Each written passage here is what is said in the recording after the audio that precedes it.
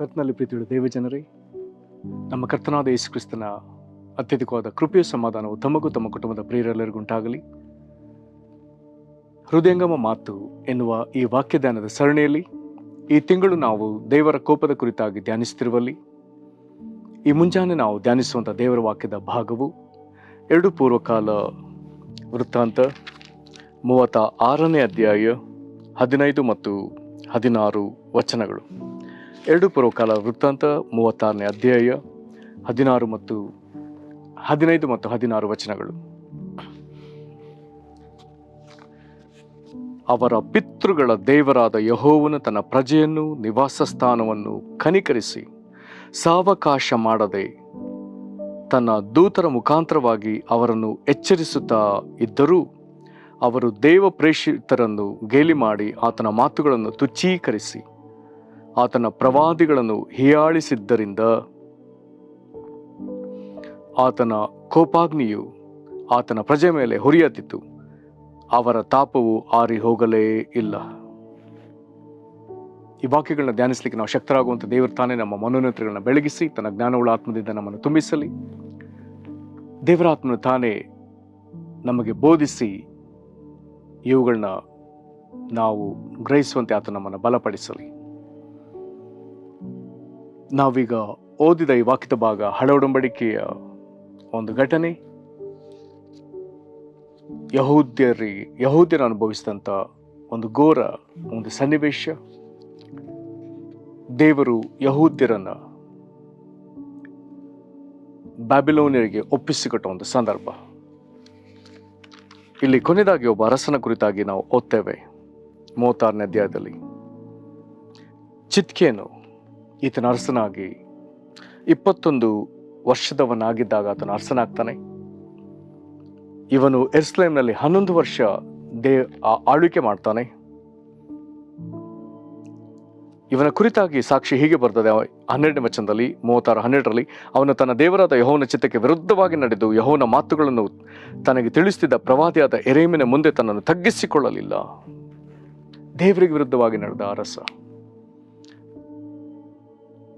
ಒಬ್ಬ ಶ್ರೇಷ್ಠ ಪ್ರವಾದಿ ಯೆರೆಮೀಯ, ಈತನ ಮೂಲಕ ದೇವರು ತಿಳಿಸಿದ ಮಾತುಗಳನ್ನು ಆತನು ಕೇಳಿದ್ರು ಅದಕ್ಕೆ ತಗ್ಗಿಸಿಕೊಳ್ಳಿಲ್ಲ. ಆಗ ದೇವರು ಏನ್ ಮಾಡ್ತಾನೆ,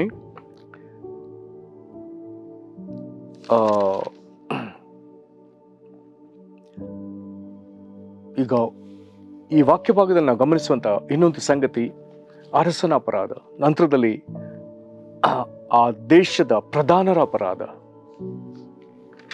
ಈಗ ಈ 13ನೇ ವಚನ ಮುಂದುವರೆದು ಹೇಳ್ತದೆ,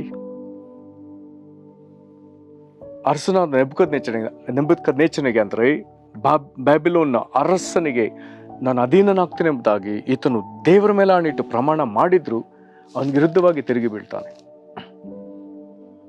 ಮತ್ತು ದೇವರ ಕಡೆಗೆ ತಿರುಗಿಕೊಳ್ಳಲೇ ಇಲ್ಲ. ಅವನ ಹಠ ಹಿಡಿದವನು, ತನ್ನ ಮತ್ತು ಮನಸ್ಸನ್ನ ಕಠಿಣ ಮಾಡಿಕೊಂಡವನು. ಇದು ಅರಸನ ನಡವಳಿಕೆ. ಇಲ್ಲಿ 14ನೇ ವಚನಕ್ಕೆ ಬರುವಾಗ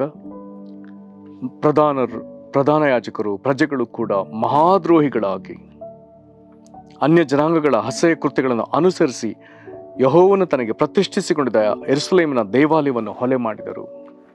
ಮಹಾಯಾಜಕರ ಆದಿಯಾಗಿ ಸಮಸ್ತ ಪ್ರಜೆಗಳು ದೇವರಿಗೆ ದ್ರೋಹಿಗಳಾಗ್ತಾರೆ. ಅನ್ಯ ಜನಾಂಗಗಳ ಅಸಹ್ಯ ಕೃತ್ಯಗಳನ್ನು ಅವರು ನಡೆಸ್ತಾರೆ. ದೇವರು ತನ್ನ ನಾಮ ಮಹಿಮೆಗಾಗಿ ಕಟ್ಟಿಸಿಕೊಂಡಿದ್ದ ಪವಿತ್ರಾಲಯ ಯೆರೂಸಲೇಮಿನ ದೇವಾಲಯವನ್ನ ಇವರು ಹೊಲೆಗೈತಾರೆ. ಆಗ ದೇವರು ಸುಮ್ಮನಿರದೆ 15ನೇ ವಚನದಲ್ಲಿ ದೇವರು ಮಾಡಿದ ಕಾರ್ಯ, ಅವರನ್ನ ಉತ್ತೇಜಿಸುವುದಕ್ಕಾಗಿ, ಅವರು ದೇವರ ಕಡೆಗೆ ತಿರುಗಿಕೊಳ್ಳುವುದಕ್ಕಾಗಿ ದೇವರಿಗೆ ಪ್ರಯತ್ನಿಸ್ತಾನೆ. 15ನೇ ವಚನದಲ್ಲಿ ಅದೇನು, ಅವರ ಪಿತೃಗಳ ದೇವರಾದ ಯೆಹೋವನು ತನ್ನ ಪ್ರಜೆಯನ್ನು ನಿವಾಸ ಸ್ಥಾನವನ್ನು ಕನಿಕರಿಸಿ, ಪಿತೃಗಳ ದೇವರಂದ್ರೆ ಅಬ್ರಹಾಮ್, ಇಸಾಕ, ಯಾಕೋಬನ ದೇವರು, ತಪ್ಪು ಮಾಡಿದ ಜನರ ವಿಷಯದಲ್ಲಿ ಪ್ರಜೆಗಳನ್ನು, ಅವರ ನಿವಾಸ ಸ್ಥಾನವನ್ನು ಕನಿಕರಿಸ್ತಾನೆ. ಸಾವಕಾಶ ಮಾಡದೆ, ತಡ ಮಾಡದೆ ತನ್ನ ದೂತರ ಮುಖಾಂತರವಾಗಿ ಅವರನ್ನು ಎಚ್ಚರಿಸುತ್ತಾ ಇದ್ದರು. ದೂತರೆಂಬುದಾಗಿ ಹೇಳಿದ್ರೆ ಪ್ರವಾದಿಗಳು, ದೇವರ ಸಂದೇಶವನ್ನು ತರುವ ಜನರು. ಇವರನ್ನ ಕಳಿಸಿದ್ರು, ತಡ ಮಾಡದೆ ಕಳಿಸಿದ್ರು. ಈಗ 16ನೇ ವಚನ ಹೇಳ್ತದೆ, ಈಗ ಇವರೆಲ್ಲರೂ ಮಾಡಿದ್ದು ದೇವರಿಂದ ಕಳಿಸಲ್ಪಟ್ಟ ದೇವ ಪ್ರೇಷಿತರು, ಒಂದು ವೇಳೆ ಹೊಸ ಒಡಂಬಡಿಕೆ ಭಾಷೆಯಲ್ಲಿ ಹೇಳುವುದಾದರೆ ಅಪೊಸ್ತಲರು, ಅವರು ಕಳಿಸಲ್ಪಟ್ಟವರು. ಹೀಗೆ ಇವರು ಗೇಲಿ ಮಾಡ್ತಾರೆ. ನಂತರದಲ್ಲಿ ಇವರಿಂದ ಬಂದ ದೇವರ ಮಾತುಗಳನ್ನ ತುಚ್ಛೀಕರಿಸ್ತಾರೆ ಮತ್ತು ಆತನ ಪ್ರವಾದಿಗಳನ್ನ ಹೀಯಾಳಿಸ್ತಾರೆ. ಇದನ್ನೆಲ್ಲ ಕಂಡ ದೇವರು ಮುಂದೆ ಮಾಡಿದ್ದೇನು ವಾಕ್ಯ ಹೇಳ್ತದೆ, ಆತನ ಕೋಪಾಗ್ನಿಯು ಆತನ ಪ್ರಜೆ ಮೇಲೆ ಉರಿಯ ಹತ್ತಿತು. ಹೀಗೆ ನಡ್ಕೊಂಡ ಅರಸ, ಅವಿಧೇಯತೆಯಲ್ಲಿ ನಡ್ಕೊಂಡ ಮಹಾಯಾಜಕರು ಮತ್ತು ಪ್ರಜೆಗಳು, ಇವರನ್ನ ತಿರುಗಿ ದೇವರು ಕನಿಕರಿಸುವಂತೆ ದೇವರು ಪ್ರವಾದಿಗಳ ಮೇಲೆ ಪ್ರವಾದಿಗಳನ್ನ ಕಳುಹಿಸಿದ್ರೆ ಅವರನ್ನ ವಿಪರೀತವಾಗಿ ಹೀನೈಸಿದಾಗ ವಾಕ್ಯಲ್ಲಿ ಹೇಳ್ತದೆ, ದೇವರ ಕೋಪಾಗ್ನಿ ಅವರ ಪ್ರಜೆ ಮೇಲೆ ಹುರಿ ಹತ್ತಿತು.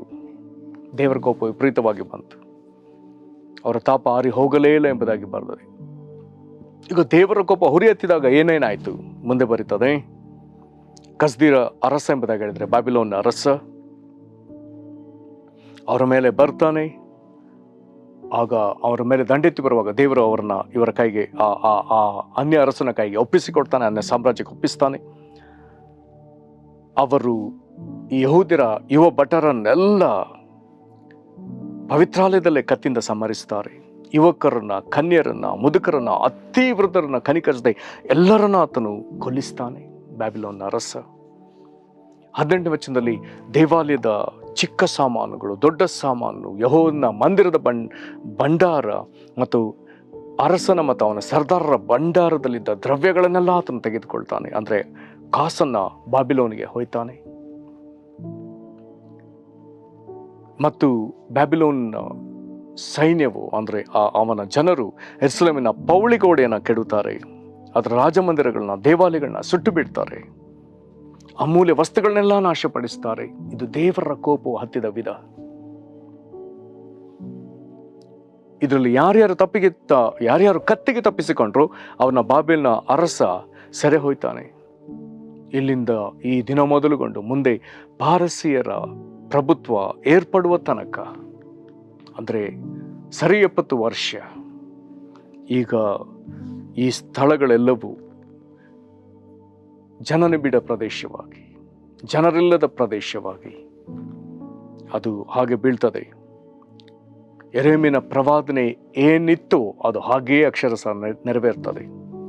ಈ ಕಾಲದಲ್ಲಿ ಆ ಪ್ರದೇಶಗಳಲ್ಲಿ ಜನರು ಇಲ್ಲದೆ ಅಥವಾ ಯಾವ ಚಟುವಟಿಕೆಗಳಿಲ್ಲದೆ ಹೋದ್ರಿಂದ ಈಗ ಆ ದೇಶ ಸಬ್ಬತ್ ಕಾಲವನ್ನು ಅನುಭವಿಸಿತು ಎಂಬುದಾಗಿ ವಾಕ್ಯ ಹೇಳ್ತದೆ. ಯಾಜಕ ಕಾಂಡದ 26ನೇ ಅಧ್ಯಾಯದಲ್ಲಿ 3 ವಚನಗಳು ಇಂಥ ಪರಿಸ್ಥಿತಿಗೆ ದೇಶವು ಸಬ್ಬತ್ ದಿನವನ್ನು, ಅಂದರೆ ಆ ದೇಶದಲ್ಲಿ ಜನವು, ವ್ಯವಸಾಯವು, ವ್ಯವಹಾರವು,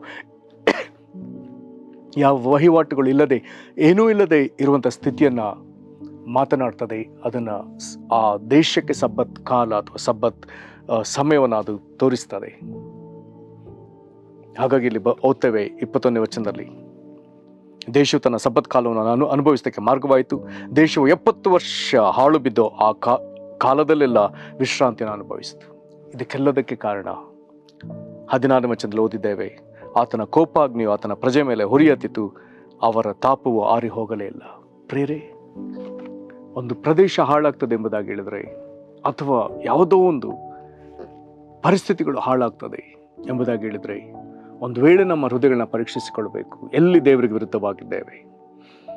ಇದು ದೇವರ ಕೋಪದ ಅನುಭವವು ಅಥವಾ ದೇವರ ರೋಷಾಗ್ನಿ ಹತ್ತಿ ಉರಿಯುತ್ತಿರುವುದರಿಂದಲೇ ಈ ರೀತಿ ಆಗ್ತಾ ಇದೆಯೋ? ನಾಶನವು, ಸಂಹಾರವು, ನಾಶನವು, ಧ್ವಂಸವು, ಪ್ರೇರೆ, ಇದೆಲ್ಲವನ್ನ ಇದು ಸೂಚಿಸ್ತದೆ. ಕಳಕೊಳ್ಳುವ ಸ್ಥಿತಿ. ಕೆಲವು ಕಾಲದವರೆಗೂ ಅಲ್ಲಿ ಯಾವ ಏಳಿಗೆ ಇಲ್ಲ. ದೇವರ ಕೋಪದ ಲಕ್ಷಣ. ಕರ್ತನಲ್ಲಿ ಪ್ರೀತಿಯುಳ್ಳ ದೇವ ಜನರೇ, ದೇವರು ನಮ್ಮನ್ನು ಎಚ್ಚರಿಸಿದ್ರೂ ನಾವು ಎಚ್ಚೆತ್ತುಕೊಳ್ಳದೆ ಹೋದರೆ ದೇವರ ಕೋಪ ಬರ್ತದೆ ಎಂಬುದಾಗಿ ವಾಕ್ಯ ಸ್ಪಷ್ಟವಾಗಿ ತಿಳಿಸ್ತಾ ಇದೆ. ನಮ್ಮನ್ನು ಎಚ್ಚರಿಸುವುದಕ್ಕಾಗಿ ದೇವರು ಕಳಿಸಿದ ದೇವಜನರನ್ನ ಗೇಲಿ ಮಾಡುವುದಾದರೆ, ಅವರಿಂದ ಬಂದ ದೇವರ ಮಾತನ್ನ ತುಚ್ಛೀಕರಿಸುವುದಾದರೆ, ಅಲಕ್ಷಿಸುವುದಾದರೆ, ನಿರಾಕರಿಸುವುದಾದರೆ ಮುಂದಿನ ಪರಿಣಾಮಗಳೇ ಈ ನಾಶನದ ಪರಿಣಾಮಗಳು. ಪ್ರೇರೆ, ನಮ್ಮ ಹೃದಯ ಈ ವಿಧದ ಮೊಂಡುತನವನ್ನು ಪ್ರದರ್ಶಿಸುತ್ತಿರುವುದಾದರೆ ಈ ವಾಕ್ಯಗಳಿಂದ ಎಚ್ಚೆತ್ತು ದೇವರ ಕಡೆಗೆ ತಿರುಗಿಕೊಳ್ಳೋಣ. ಕೃಪೆಯುಳ್ಳ ತಂದೆಯೇ, ಅಪ್ಪ ತಂದೆ ಯೇಸು ಕ್ರಿಸ್ತನ ಹೆಸರಲ್ಲಿ ನಾವು ಪ್ರಾರ್ಥಿಸ್ತೇವೆ. ಈ ವಾಕ್ಯಗಳಿಂದ ನೀನು ಈ ವಿಧದಲ್ಲಿ ನಮ್ಮನ್ನು ಎಚ್ಚರಿಸುವುದಕ್ಕಾಗಿ ಸ್ತೋತ್ರ. ಕರ್ತನೇ, ನಾವು ಅವಿಧೇಯರಾಗಿ ನಡೆಯುವಾಗ ನೀನು ನಿನ್ನ ಪ್ರವಾದಿಗಳ ಸಮೂಹವನ್ನು ಕಳುಹಿಸಿ ಅವರ ಮೂಲಕ ಎಚ್ಚರಿಸ್ತಿ ಸ್ವಾಮಿ. ಅದಕ್ಕಾಗಿ ನಿನಗೆ ಸ್ತೋತ್ರ. ಆದರೂ ನಾವು ತಿರುಗಿಕೊಳ್ಳದೆ ಹೋದರೆ ನೀನು ನಿನ್ನ ದಾಸರ ಮೂಲಕ ಮಾತನಾಡಿದ ಮಾತುಗಳನ್ನು ನಾವು ಹೀನೈಸುವುದಾದರೆ, ತಿರಸ್ಕರಿಸುವುದಾದರೆ, ಅಲಕ್ಷಿಸುವುದಾದರೆ, ಇಂಥ ಸಂದೇಶ ತಂದ ದೈವ ಜನರನ್ನು ನಾವು ಹೀನೈಸುವುದಾದರೆ ನಿನ್ನ ಕೋಪವು ಕಡ್ಡಾಯವಾಗಿ ತೋರಿ ಬರ್ತದೆ ಅನ್ನುವಂಥ ಈ ವಾಕ್ಯ ಭಾಗಗಳಿಗಾಗಿ ಸ್ತೋತ್ರಪ್ಪ.